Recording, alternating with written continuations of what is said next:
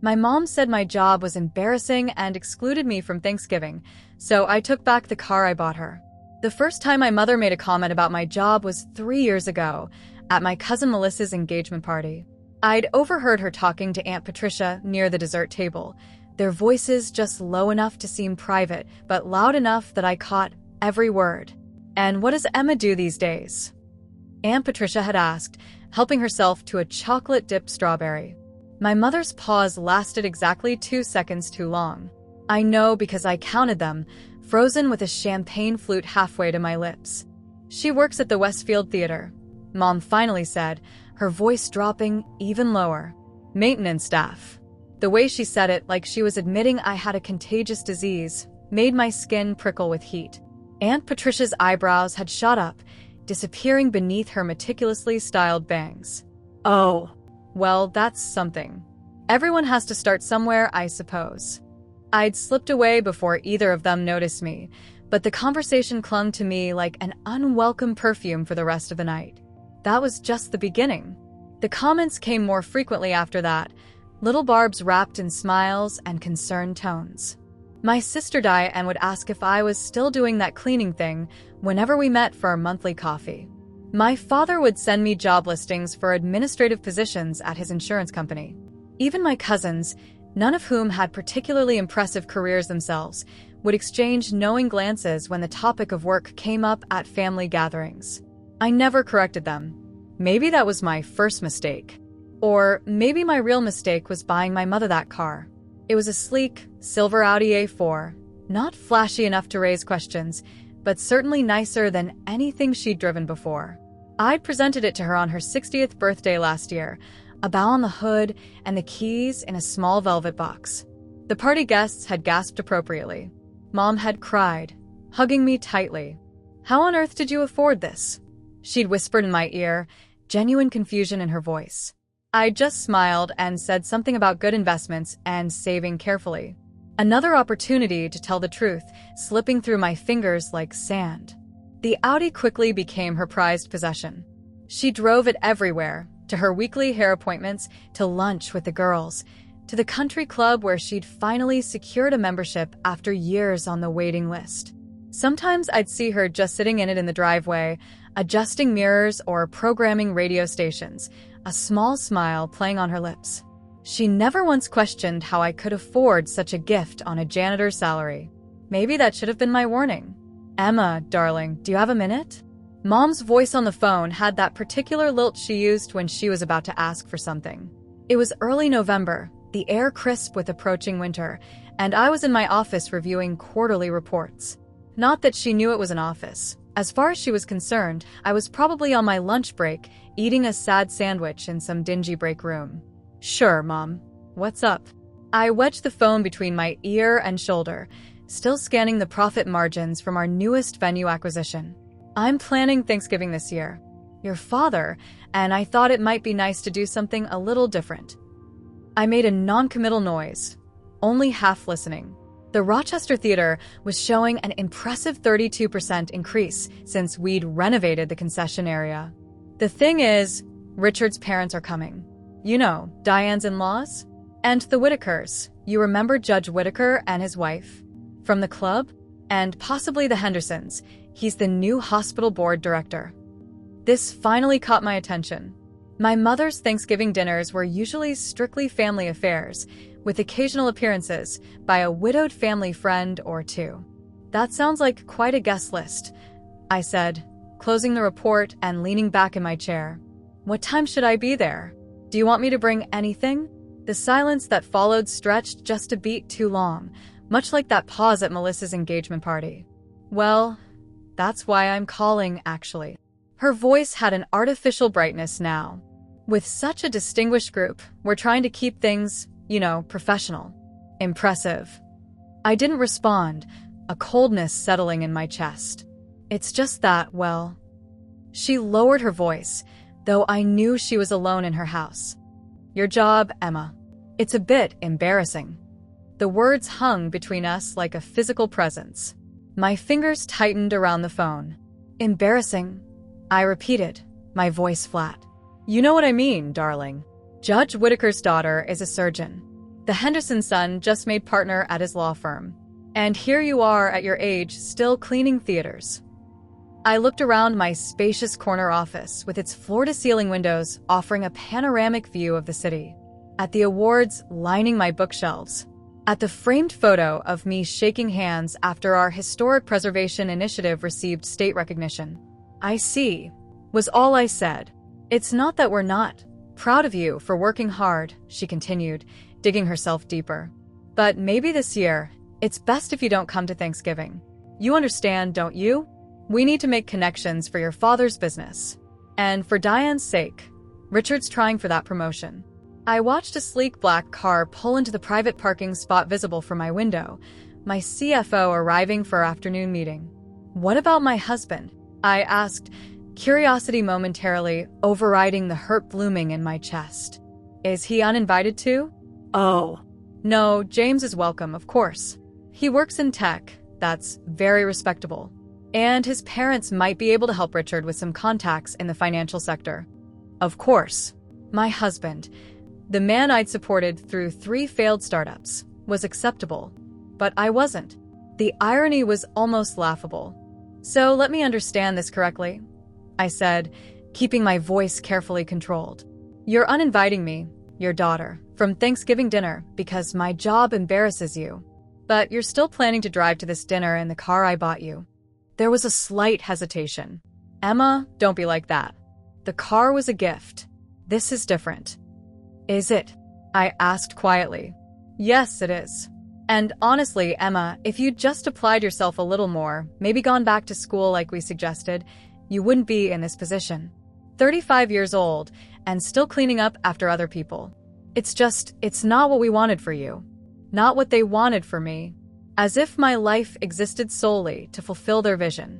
I stared at the display on my desk, a small model of the Westfield Theater, the first property I'd purchased 7 years ago.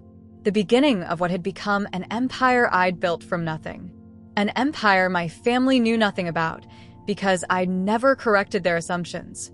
"Mom," I said, my voice oddly calm despite the storm raging inside me. "Enjoy your Thanksgiving." I hung up before she could respond, placing my phone gently on my desk as if it might shatter, or perhaps as if I might. For a long moment, I sat perfectly still, breathing through the familiar ache of disappointment. This wasn't the first time my family had made their feelings clear, but something about this time felt different. A line had been crossed. My assistant knocked softly before entering with a stack of contracts. "Ms. Walker? The Charity Gala Committee is waiting in Conference Room 3, and these need your signature before the end of day." I nodded, accepting the documents. As she turned to leave, a thought occurred to me. "Melissa, has the guest list been finalized for the art for all gala next week?" "Almost. We're just waiting on a few last RSVPs. Could you add 4 names for me?" I picked up a pen, suddenly feeling something shift inside me. Not just hurt now, but something else. Something with edges. My mother, Barbara Walker. My sister Diane and her husband Richard Kensington. And James's parents, Margaret and Howard Phillips. My assistant nodded, making a note. "Of course. Any special seating arrangements?" I smiled, and for the first time in years, it felt like a weapon rather than a shield. "Yes. Put them at table 1, front and center." Something inside me had indeed broken that day, not my spirit, but the chains of seeking approval I'd never receive. The facade I'd maintained for years. As I stood to head to my meeting, I caught a glimpse of myself in the reflection of the window, straight-backed, clear-eyed. It was time for my family to see me, really see me, and I knew exactly how to make that happen. The next morning, I arrived at the Westfield Theater at 5:30 a.m., just as I did every Tuesday. The grand old building stood silent in the pre-dawn darkness, its Art Deco facade illuminated by strategically placed lights, a detail I'd insisted on during the last renovation. Beauty deserved to be seen, even at odd hours. I unlocked the employee entrance with the same key ring all the maintenance staff used. Inside, I changed in the small locker room, trading my designer blouse and tailored pants for a pair of navy coveralls with Westfield embroidered on the chest. This routine had started as necessity 7 years ago. Fresh out of business school with a mountain of debt and a dream most people laughed at, I'd purchased this failing theater for a fraction of its worth. The previous owners had run it into the ground, seeing only an outdated building in a changing market.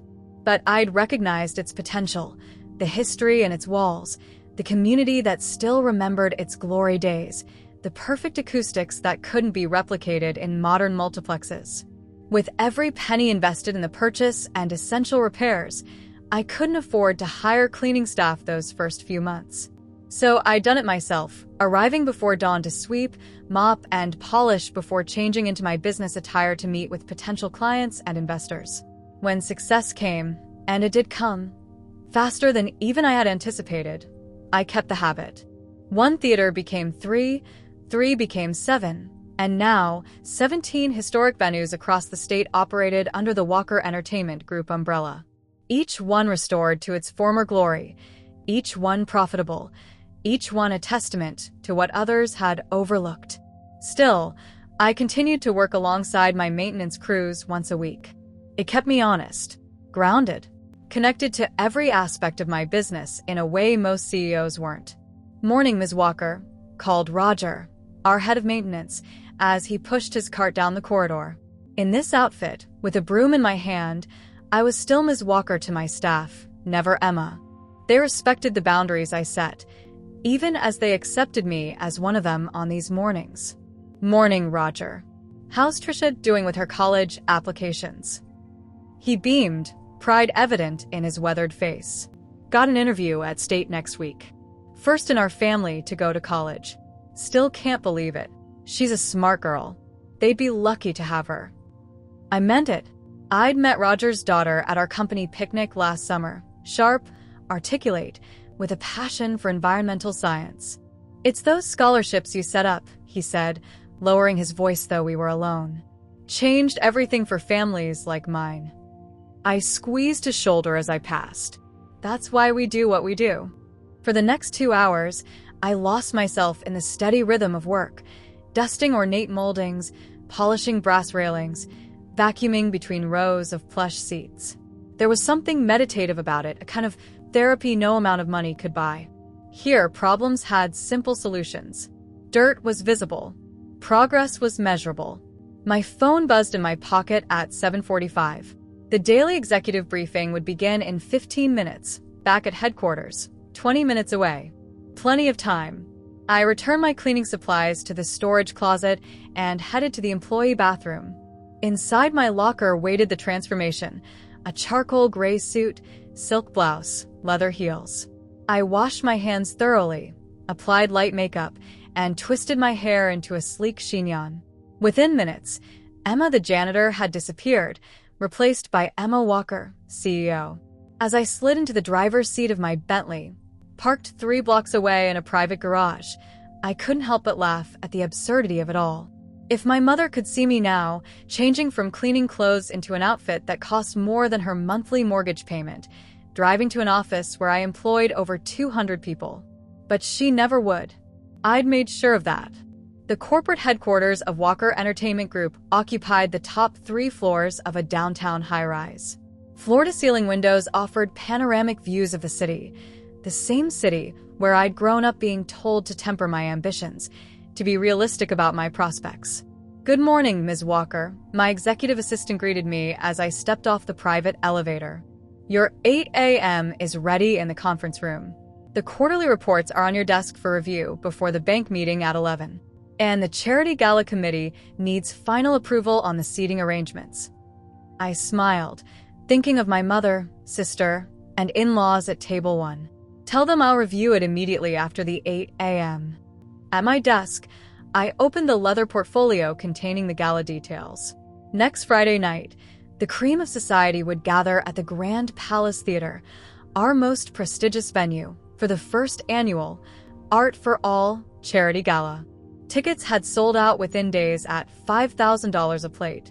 He had confirmed his attendance. 3 national news outlets would cover the event. And my family, who thought I swept floors for a living, would be there to witness it all.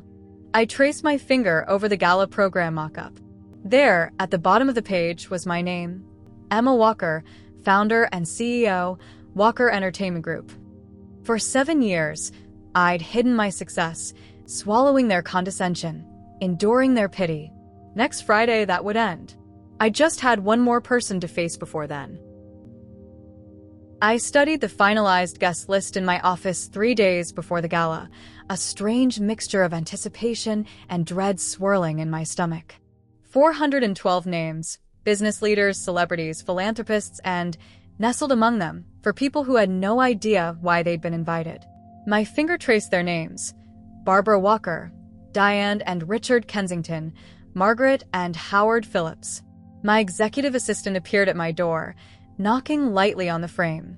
Ms. Walker, the event coordinator, is here with the seating chart and place cards for final approval.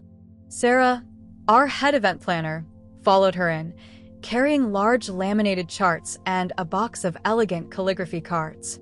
We've seated at your table, along with the mayor and the heads of the 3 largest charitable foundations, Sarah explained, pointing to table 1. And as requested, your family members are seated together at table 3, directly in front of the stage. I nodded, feeling a tightness in my chest. Perfect. And the place cards. Sarah opened the box, revealing cards with names written in elegant gold script. She handed me one. Emma Walker, CEO and founder, and I ran my thumb over the raised lettering. Has my family confirmed their attendance? I asked, trying to keep my voice casual. Yes, all of them. Though we received an interesting call from your mother yesterday. Sarah looked uncomfortable. She wanted to know if she could bring additional guests, Judge Whitaker and his wife. She said they were very important people who would be assets to our event. Of course she did. Even with the mysterious invitation to an exclusive gala, my mother was still playing social chess. What did you tell her? That the event was at capacity and the guest list was personally approved by the CEO. Sarah's lips twitched slightly. She seemed quite put out. I bet she was. Barbara Walker wasn't accustomed to being denied. There's something else, Sarah added. We received a call from James's assistant. He wanted to confirm he'd be seated at the head table with you. I froze. James and I had been married for 5 years, but he'd shown little interest in my business ventures. He ran a small tech consulting firm, successful enough, but nothing remarkable, and spent most of his energy trying to secure funding for a startup idea he'd been nursing for years. Our marriage had grown distant, more of a partnership than a romance. He attended requisite family functions. I supported his business endeavors. We existed in parallel, rarely intersecting in any meaningful way. Who told him he'd be at the head table? I asked. Sarah looked confused. No one from our team. He just assumed. Just like James to assume he belonged at the center of attention. Seat him with my family, I decided. Table 3. Later that afternoon, I slipped away from headquarters early, telling my team I needed to prepare for the gala. Instead, I drove to the Grand Palace Theater where final preparations were underway.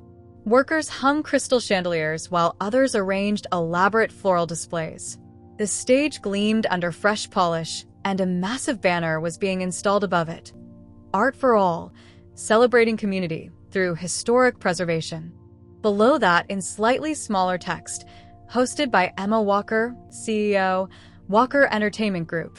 I ran my hand along a velvet seat, picturing my mother sitting there, looking up to see my name and title illuminated for all to see. Would she be proud? Embarrassed? Angry that I'd kept this from her? Did it even matter anymore? My phone rang, James's ringtone. I hesitated before answering. I just heard from Mom, he said without preamble. She's going to that charity gala on Friday. Something about historic theaters? Sounds boring as hell, but apparently it's some big society event. I closed my eyes. Is it? Yeah. She's thrilled. She wanted to know if we're going too. We are, I confirmed. Great, he sighed. Another evening in uncomfortable clothes making small talk with rich old people. The things I do for your family. The irony almost made me laugh. It's important, was all I said.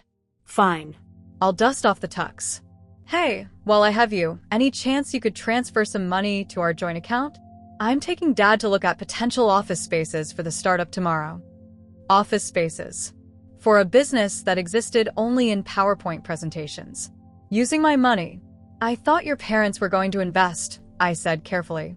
They will, eventually. Dad just wants to see a more concrete business plan first. This could be huge, Emma. Exactly what I've been working toward. What he'd been working toward. Not what we'd been working toward. I'll transfer the money, I said. I always did. You're the best. See you tonight.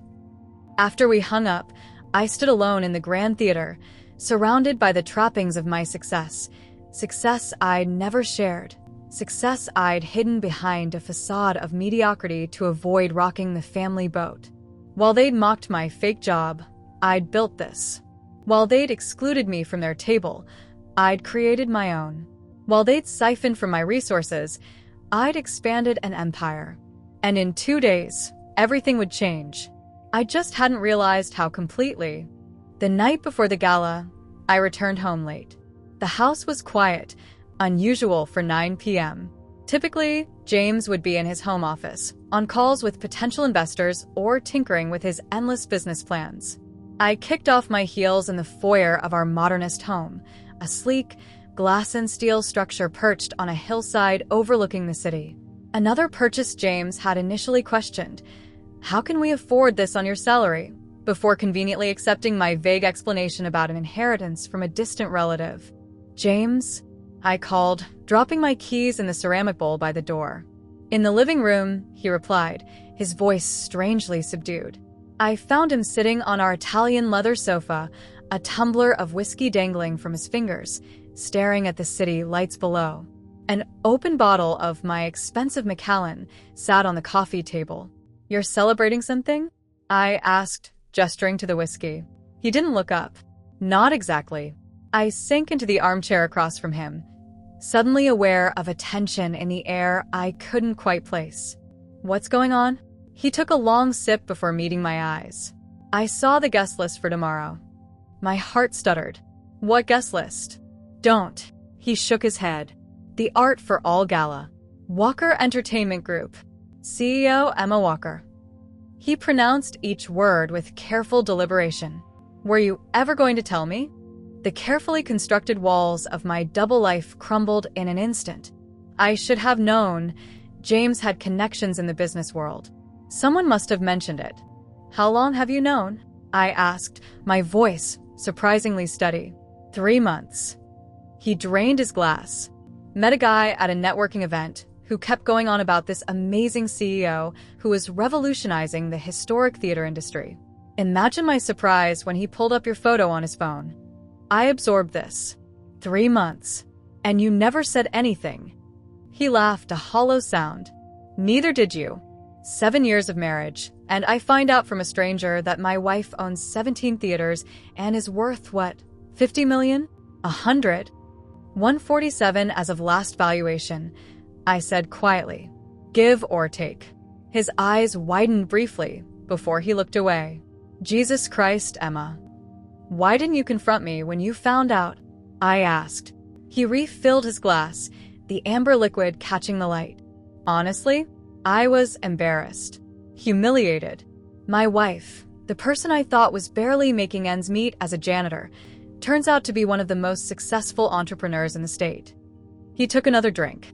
Do you know what that makes me look like? Of course. It was about his ego. I never lied to you, James. I just never corrected an assumption. The same defense I'd used with myself for years. Same difference. He set his glass down hard. But that's not even the worst part. Something in his tone sent a chill through me. I knew about Thanksgiving, he said, not meeting my eyes. Your mom called me first, asked me to help convince you to skip it. The betrayal hit like a physical blow. And you agreed? I didn't disagree. He shrugged, still not looking at me. My parents are going to be there. They've been hesitant about investing in my startup. This dinner is my chance to impress them. So you threw me under the bus. My voice was flat. It's not like that, he protested weakly. I just didn't think it was a big deal. You've never cared about those family dinners anyway. That's not the point, and you know it. He stood suddenly, pacing the room. Look, there's something else you should know. He ran a hand through his hair. My parents, they know about your job. The janitor thing, I stared at him. How? I told them, he admitted. Years ago. They were concerned about my financial future, kept asking how we afforded this house, the cars. I didn't want them to think I was living off my wife's money, so I said your parents helped with the down payment. Every word was another crack in the foundation of our marriage. So you lied about me to protect your pride. I had no idea who you really were, he exclaimed, as if that justified everything. And my mother's car? I asked, a terrible suspicion forming. The one I bought her last year. How did you explain that? He looked trapped. I may have implied it was for my bonus. I laughed, the sound brittle and strange even to my own ears. Let me get this straight. You've been taking credit for my gifts, using my money for your business ventures, and hiding me from family events because my fake job embarrasses you. That's not fair. There's more, isn't there? I interrupted, suddenly certain. Something about your parents, and this Thanksgiving dinner you're not telling me. He sank back onto the sofa, deflated. They wanted to meet with you, without me there. Why? To assess you. He couldn't meet my eyes. They think you might be holding me back, that I'm not living up to my potential because I'm busy supporting you.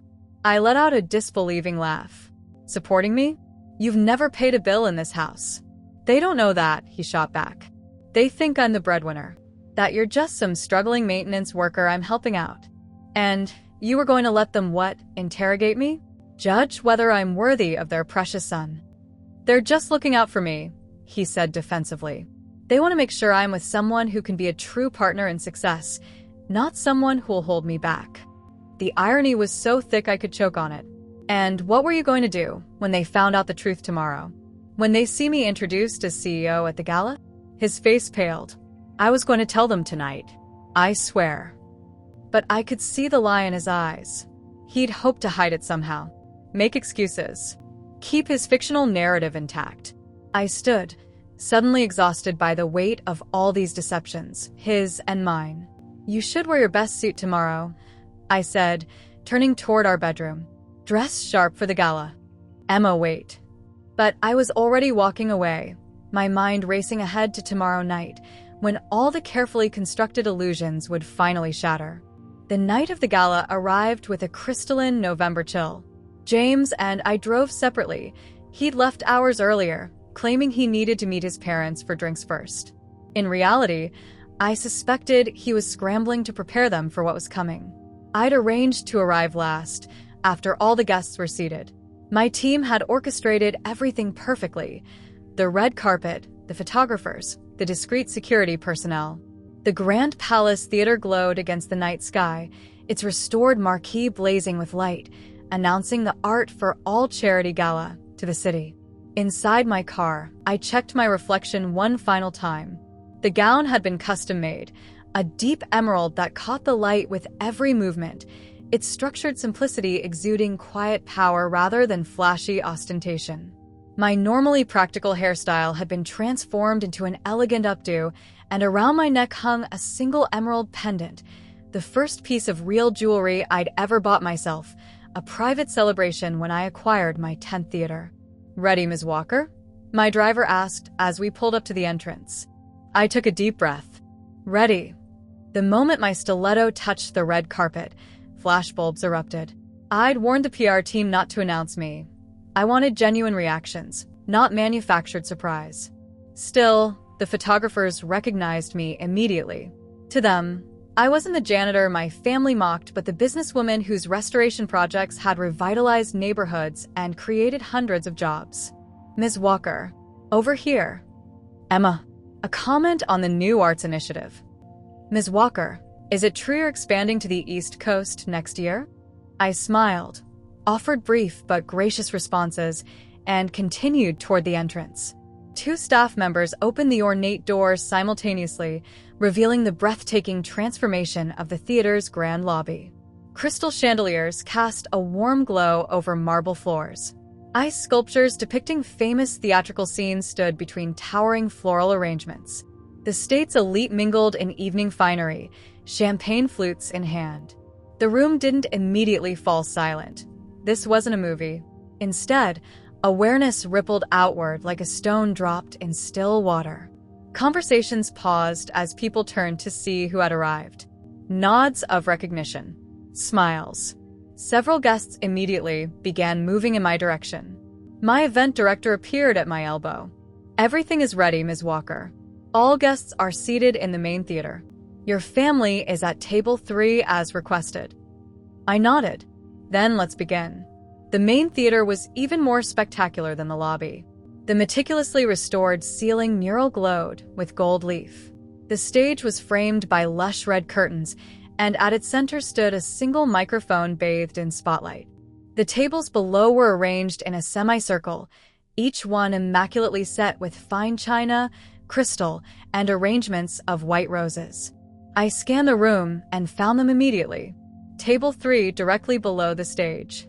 My mother in midnight blue, her hair freshly colored and styled. Diane beside her in a conservative black gown, Richard looking uncomfortable in his tuxedo. James's parents, both rigid with East Coast propriety. And James himself, his back to the entrance, gesturing as he spoke, probably spinning another tale of his imaginary business successes. None of them had noticed me yet. The master of ceremonies approached the microphone. "Ladies and gentlemen, please welcome our host for this evening, the founder and CEO of Walker Entertainment Group, the visionary behind the restoration of 17 historic theaters across our state, Ms. Emma Walker." The spotlight found me at the entrance as applause erupted. I walked slowly down the center aisle, smiling and nodding to guests who stood in respect. My focus, however, remained fixed on table 3. My mother saw me first. Her champagne glass rose halfway to her lips, her eyes widening with confusion, then disbelief. She nudged my sister, whose head snapped around so quickly I worried for her neck. The color drained from Diane's face as recognition dawned. James's parents exchanged glances of utter bewilderment. Howard's mouth actually hung open, while Margaret clutched her pearl necklace as if for support. And James turned last, alerted by the sudden tension at the table. When our eyes met, I saw a complex mixture of emotions flash across his face. Shock that I'd actually gone through with it, fear of the impending social disaster, and beneath it all, a calculating assessment of how this revelation might actually benefit him. I held his gaze for one beat longer than was comfortable before continuing to the stage. The applause faded as I took my position at the microphone. Below me, table 3 remained frozen in a tableau of astonishment. "Welcome," I began, my voice steady and clear. 7 years ago, I purchased a failing theater, this theater, when everyone told me it was a foolish investment. They said the era of these grand old venues was over, that they were relics best torn down to make way for parking structures or shopping centers. I let my gaze sweep the room before landing again on my family. Those people underestimated both me and these magnificent spaces. They couldn't see that sometimes the things others dismiss as worthless contain hidden value. They couldn't imagine that someone they viewed as insignificant might have the vision and determination to build something extraordinary. My mother flinched visibly. Diane stared at the tablecloth. James shifted uncomfortably in his seat. Tonight, we celebrate not just the preservation of architectural treasures, but the revitalization of communities. The creation of jobs, including maintenance and janitorial positions that are the backbone of our operation. I raised my glass. I'd like to make a toast. To seeing value where others see none.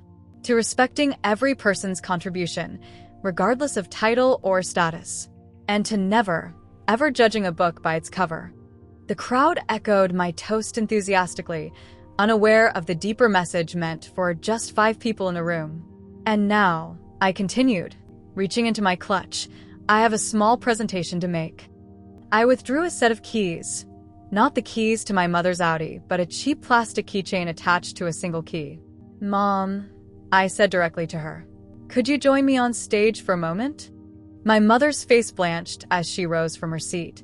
She looked around desperately, as if seeking an escape route, but with hundreds of eyes on her, she had no choice.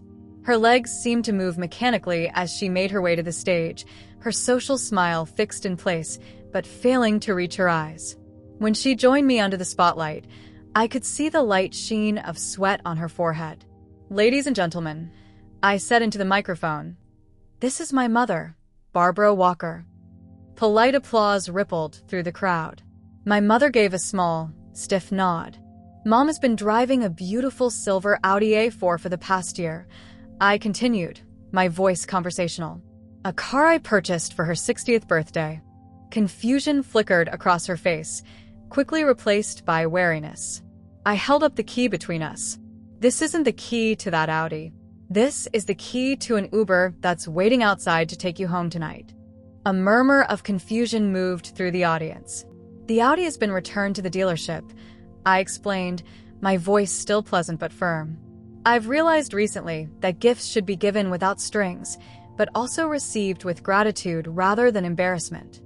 I placed the key in her trembling hand and leaned close to her ear, whispering so only she could hear, "You can't exclude someone from your table while still expecting gifts from their wallet."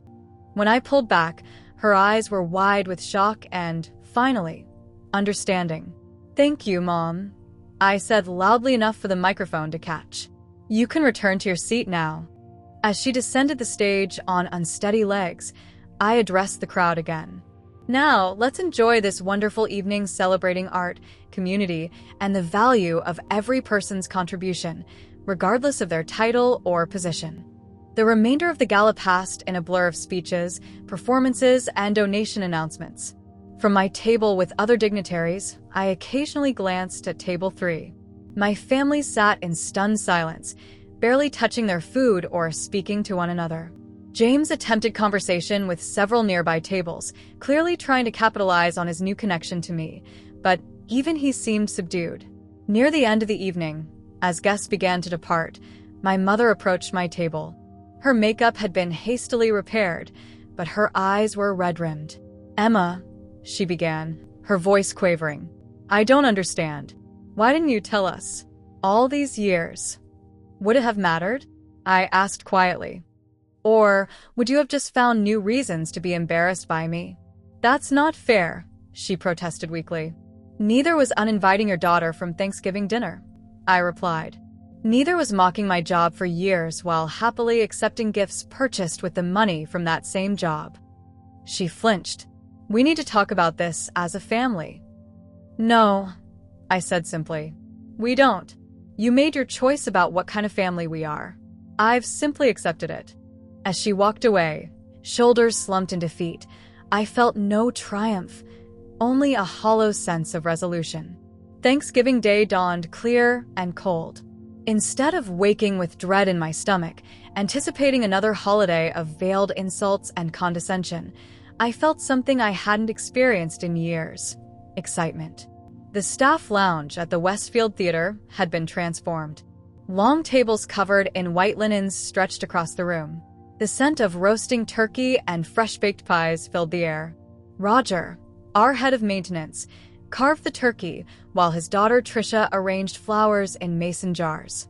My executive assistant's 3 children darted between tables, placing hand-drawn name cards at each setting. The theater's elderly ticket taker, who had no family left, beamed as she directed traffic in the kitchen. In total, 38 people gathered that day. Employees who had nowhere else to go, those whose families lived too far away, and a few who simply preferred our company over obligatory family gatherings. Ms. Walker, Melissa, my assistant, appeared at my elbow. "Everything's ready." I surveyed the room, taking in the mismatched serving dishes, the children's artwork decorating the walls, the genuine smiles, so different from the forced social grins at the gala. "It's perfect," I said. "And please, today it's just Emma." As we settled around the tables, Roger stood to offer a toast. "To Emma," he said, raising his glass. "Who taught us that family isn't about who you're born to, but who makes you feel like you belong?" Glasses clinked, laughter erupted, and for the first time in years, I felt truly at home. My phone buzzed in my pocket. The 5th call from my mother since morning. I silenced it without looking. Later that evening, after the dishes were cleared and leftovers packaged for everyone to take home, I checked my messages. 6 missed calls, 3 voicemails, and a text. Emma, please. We need to talk. The family isn't the same without you. I made a terrible mistake. I typed a simple reply. It's okay. I'm just not your type of successful. I've found my own table now. 3 days later, a letter arrived at my office, handwritten on my mother's monogrammed stationery. Inside was a check for the exact amount I'd paid for the Audi, along with a note. I never meant to hurt you. I just wanted to be proud of you in the way I understood. I see now that I should have been proud all along. When you're ready, there will always be a place for you at our table. I folded the letter carefully and placed it in my desk drawer, next to a growing stack of RSVPs for next month's staff holiday party. Perhaps someday I would cash that check. Perhaps someday I would return to their table, not as the daughter they were embarrassed by, but as the woman who had learned to value herself even when they couldn't. But for now, I had found my people, my success, my power, and it had nothing to do with titles or wealth or social standing. It was simply about being seen, truly seen for who I was.